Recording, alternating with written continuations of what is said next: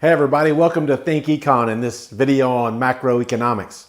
I'm Richie Jones and today we'll discuss the basic concepts of macroeconomics. Like what in the world is macroeconomics? But to get started, let's discuss the idea of scarcity. Scarcity means that something is finite or has an end. Well, everything is finite and so everything is scarce. Water, oxygen, clothes, Snickers, time. Economics is the study of scarcity and the dilemma we're confronted with in making decisions because our wants are insatiable. In other words, they're never satisfied. The idea is we have these insatiable wants chasing after finite or limited resources, which causes us to have to choose. In other words, you can't have everything, so you must make a choice. That's economics. Now we can split economics into two different categories. We have microeconomics, which is small scale, single unit based economics. Microeconomics studies the different types of market structures and how prices of goods and even wages are determined by the markets. Macroeconomics, which is what we'll be studying in this lecture series, is more large-scale economics, which studies the economy as a whole. We'll study how fiscal and monetary policy affect inflation, unemployment, and gross domestic product. Now, there are two different types of economic statements that we use when describing either macro or micro environments. We have positive or factual statements which tell us what is. And we have normative economic statements which are opinionated and tell us what ought to be. If we said the unemployment rate is too high, then we've placed a judgment on the unemployment rate and therefore made a normative statement. If the Bureau of Labor Statistics said the unemployment rate is 50%, then they've stated a fact and it would be considered a positive economic statement, even though that doesn't sound too positive. We make quite a few assumptions in this class, and one of the first is that we'll assume everybody acts in a rational manner. We call this rational self-interest, which basically states that in order for a choice to be rational, it must be made in the chooser's self-interest.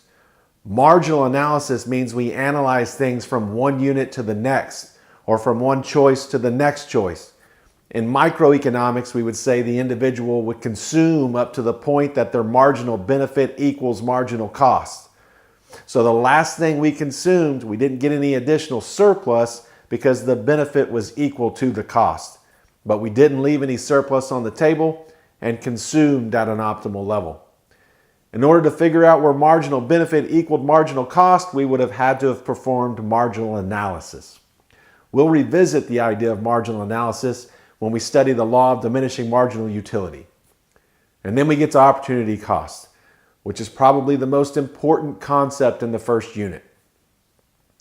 Opportunity cost is the foregone satisfaction given up by choosing the highest ranked trade-off. Check it out. Let me give you an example.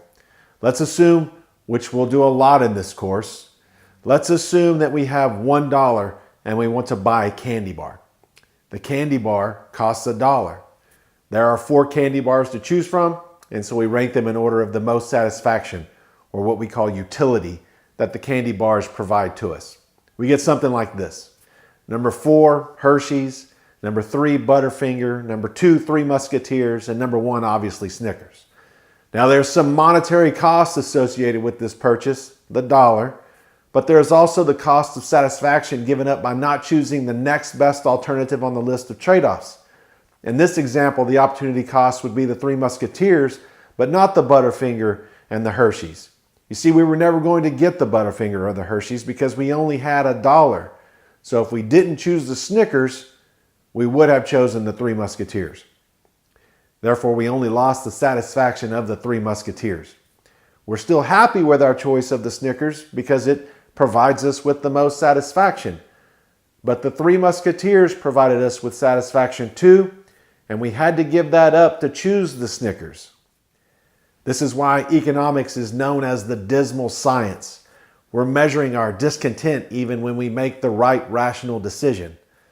The final concept in this unit is the 4 factors of production.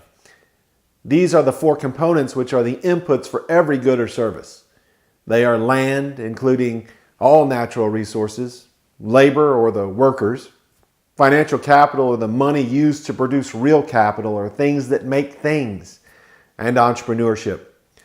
We'll talk more about the 4 factors of production in our circular flow video, But just know that in order to produce something, you must be using at least one of the 4 factors of production. I hope this helped you with the basics. See you next time.